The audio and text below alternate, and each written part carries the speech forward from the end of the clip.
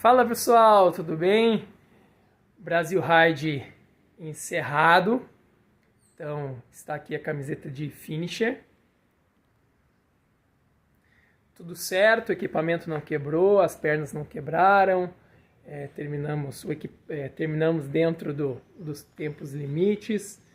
E após alguns dias aqui, colocando as coisas do trabalho em dia, após viagem, faltou esse vídeo aqui onde a gente vai falar do equipamento, porque normalmente a galera faz os vídeos o equipamento que vai.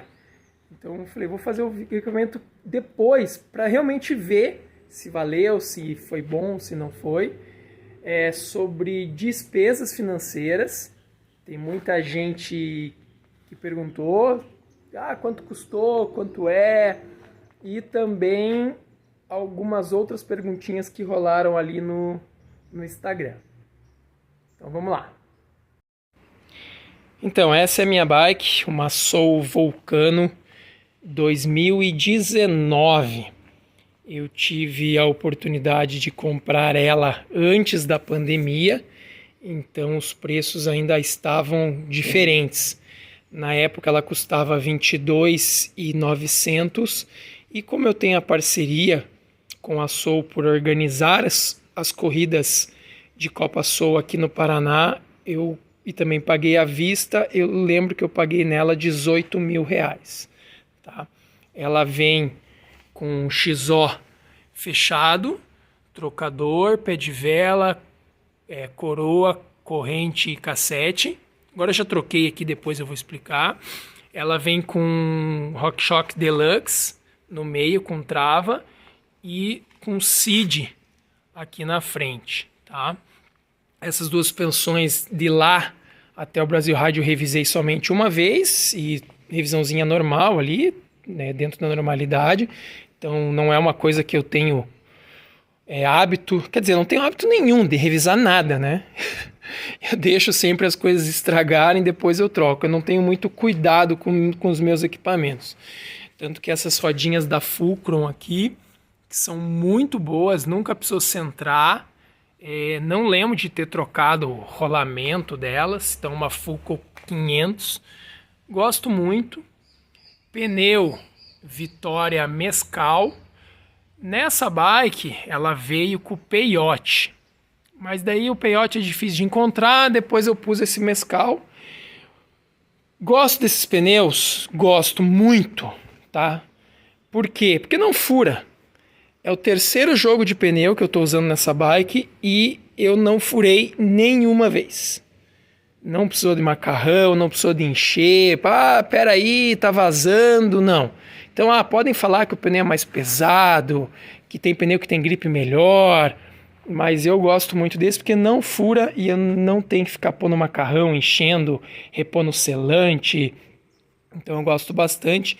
Não senti necessidade de ir com o Barzo na frente. Na Hardtail eu tenho o Barzo na frente, mas lá o Mescal foi super bem. E olhando a bike lá dos profissionais, os caras também estavam usando o pneu bem baixinho, poucos cravos.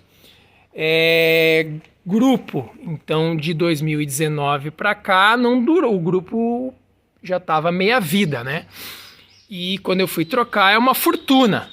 E eu optei por China mesmo, então eu tô com um cassete Zito, né? ZITTO lá que o pessoal fala, e uma corrente Zito também, que esse cassete, essa corrente eu paguei R$890 com frete.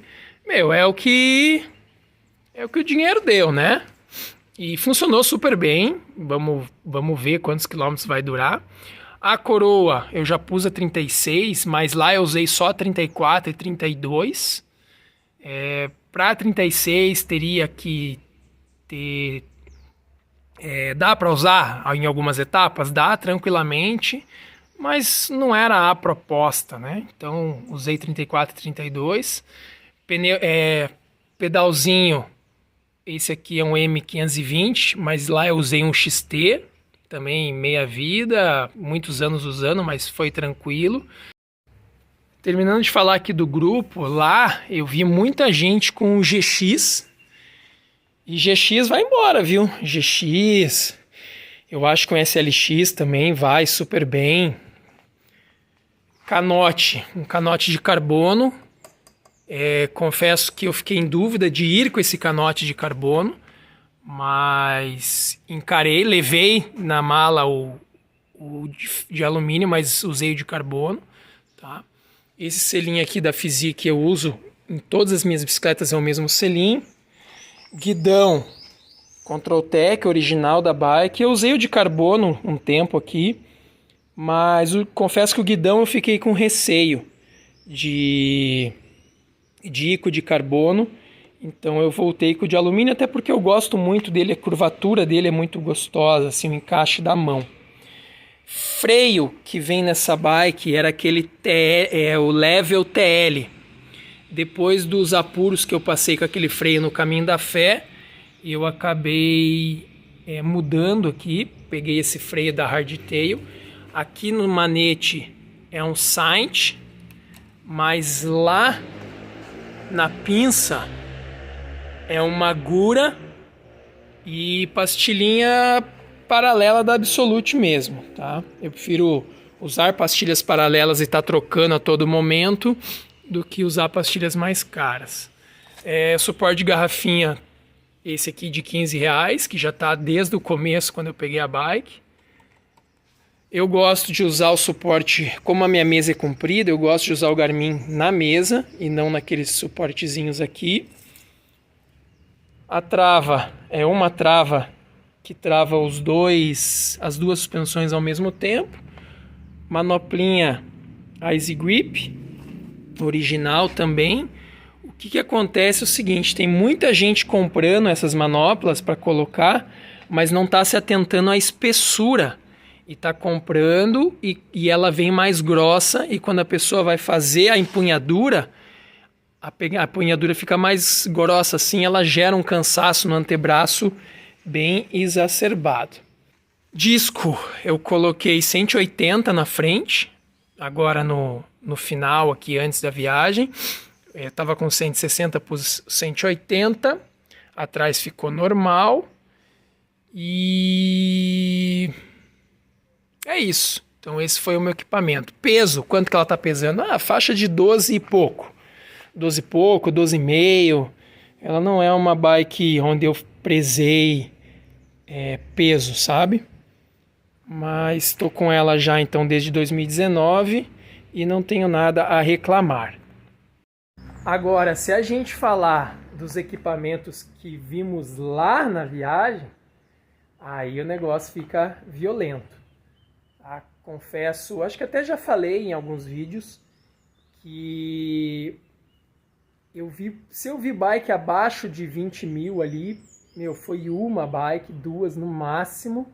Abaixo de 30 mil, sei lá, umas 10, 20 e o resto tudo acima, tá? Considerando, lógico, os valores de hoje em dia. Então o pessoal realmente tinha uns equipamentos bem legais lá, muita gente com sensor de potência, muita gente com câmbio eletrônico, realmente com os equipamentos bem legais, aquelas bikes que você só vê no Instagram ou em videozinho do YouTube, lá tinha de monte.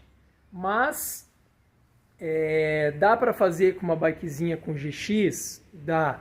Suspensão tem que ser aí uma Seed, vai tranquilamente, uma Fox 34 vai tranquilamente.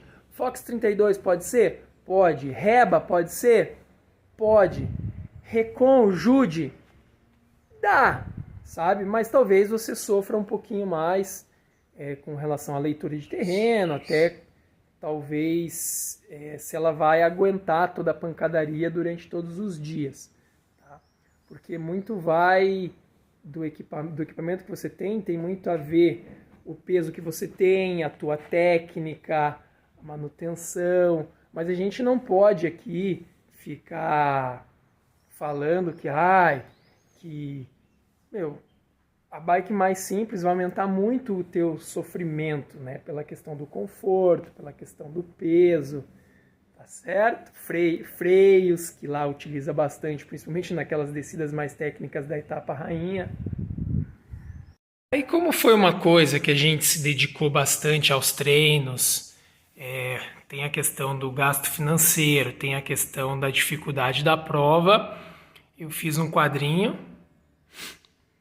Esse quadrinho eu comprei na Leroy Merlin, pronto. Aí pus uma cartolina preta por trás, aí fui colando aqui as fotos, os adesivos, medalha.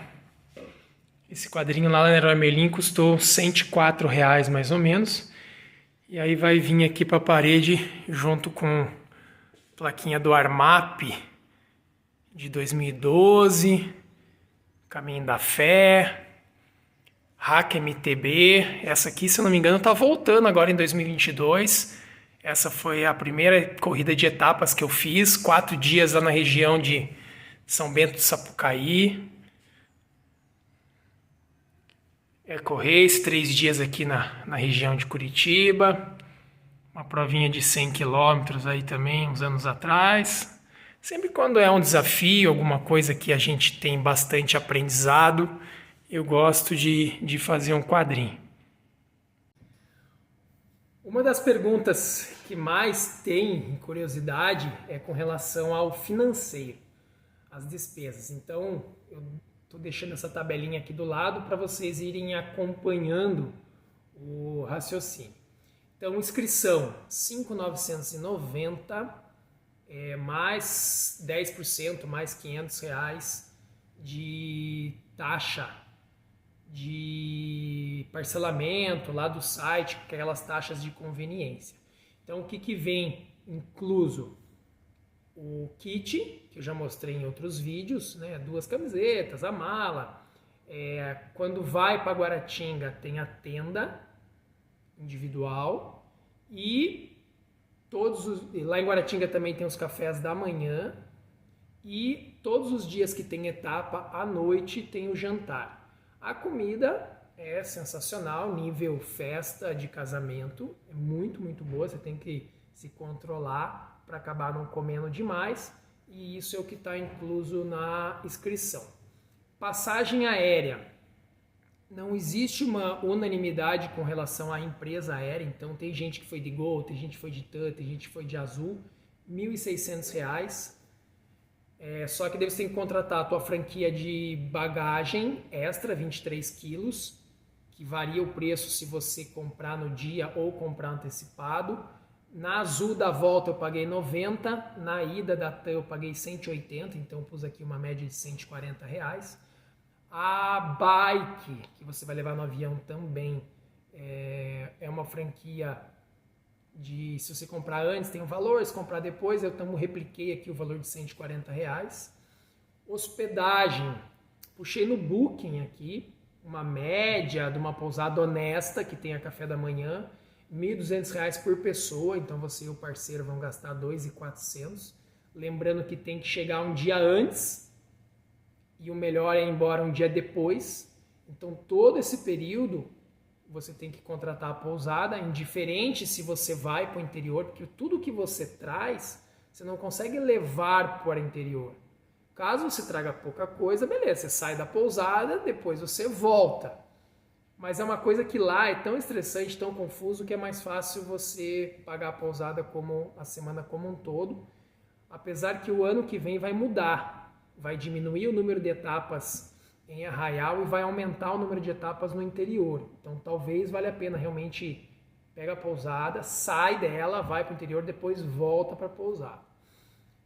Translado, quando você chega em Porto Seguro e tem que atravessar para Arraial, R$ 200 por pessoa, 200 para ir, 200 para voltar. Tem negociação, pode ser 150, ali depende da negociação da pousada, do hotel. Então depende muito, mas é nessa faixa aí de 200 para ir, 200 para voltar. Alimentação na cidade. Então, no dia que tem etapa, você vai tomar o café da manhã lá, ou o jantar. O café da manhã tem na pousada, o jantar tem... Mas durante o dia você vai almoçar, você vai comprar uma água, você vai chupar um sorvete. E não é muito barato, então coloca aí R$ 500, que foi de despesas nisso. Quando você vai lá para o interior, lá para Guaratinga, quando você termina uma etapa e até sair o jantar, tem um tempo ali. Eu levei barrinhas de proteína, levei mix de castanhas, amendoim, uma bolachinha, um salgadinho, gastei mais ou menos uns R$ 200 em coisinhas para ter lá, para comer. E a suplementação durante as etapas, R$ 350, em média. Tem gel que custa 50 e tem gel que custa R$ 20. Tem gente que usa menos gel e faz um sanduíche com um pão que tem lá no café da manhã. Tem gente que só gosta de gel. Tem gente que tem a questão da cápsula de sal, tem a questão de outros suplementos. Então, mas na média aí R$ 350. Isso dá um valor total de 10.480. Então esse é o mínimo que teoricamente você vai gastar. Não coloquei despesas com treinador, despesa com nutricionista, com revisão de bike, porque daí cada um sabe quanto tempo de preparação foi. Isso aí varia muito, então não coloquei essas despesas. Despesas extras que não há necessidade de você ter. Tenda premium, então você tem direito ao igluzinho, mas tem a tenda premium que é 2 quartos, uma sala com mesa, cadeira, ventilador e tomada para você carregar as suas coisas e luz. R$ 1.250 por pessoa, 2.500 a dupla. Pacote de massagem pós-prova lá tem de R$ 600 até R$ 2.000. Depende do número de dias de massagem que você vai contratar, depende do... É só massagem banheira e bota, então varia bastante. Eu não contratei porque eu levei os meus cremes de massagem, eu levei meus aparelhinhos que eu tenho de liberação miofacial, que é da Decathlon lá, que dá para comprar, e também tenho uma maquininha de TENS, que é aquela de choquinho, para ajudar na recuperação. Então eu fiz mesmo a minha processo de recuperação, não contratei nenhum serviço. Mecânica.